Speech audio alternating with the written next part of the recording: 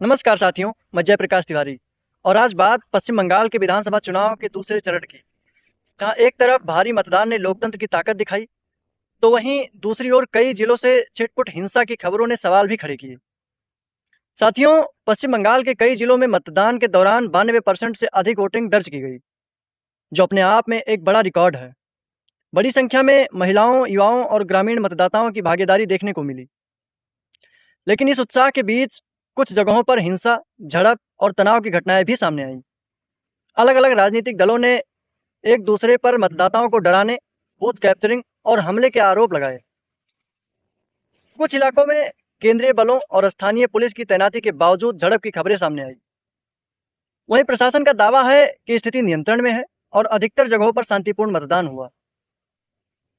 अगर हम पिछले यानी 2021 के पश्चिम बंगाल विधानसभा चुनाव से तुलना करें, तो तस्वीर कुछ हद तक मिलती-जुलती दिखती है, क्योंकि उस समय भी कई चरणों में मतदान हुआ था और कई जिलों से हिंसा, राजनीतिक टकराव और बमबाजी की घटनाएं सामने आई थीं। चुनाव के बाद भी पोस्ट पोल वायलेंस को लेकर राष्ट्रीय स्तर पर बहस छिड़ी थी।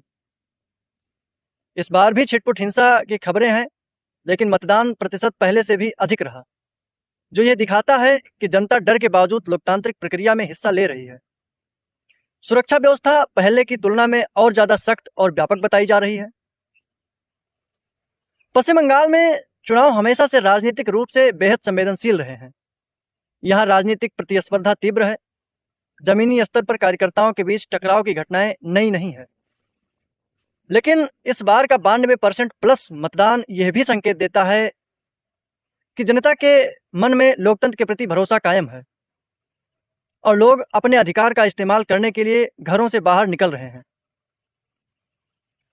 चुनाव आयोग और प्रशासन के सामने सबसे बड़ी चुनौती है पूरी तरह निष्पक्ष और भयमुक्त मतदान सुनिश्चित करना और हिंसा की घटनाओं को शून्य तक लाना।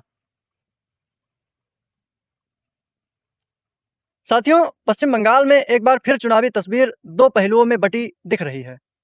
एक तरफ रिकॉर्ड मतदान, दूसरी तरफ छिटपुट हिंसा। यह लोकतंत्र की मजबूती भी है और सिस्टम के लिए एक चेतावनी भी कि चुनाव केवल वोटिंग तक सीमित ना रहे, बल्कि पूरी प्रक्रिया शांतिपूर्ण और भरोसेमंद बने। फिलहाल सभी की नजरें चुनाव के अंतिम परिणामों पर टिकी है। क्या यह रिकॉर्ड मतदान बदलाव ला पाएगा या फिर हिंसा का साया लोकतंत्र पर सवाल खड़े करता रहेगा? इसका जवाब आने वाले 4 मई को मिलेगा। इसी के साथ बने रहिए हमारे साथ। जय हिंद।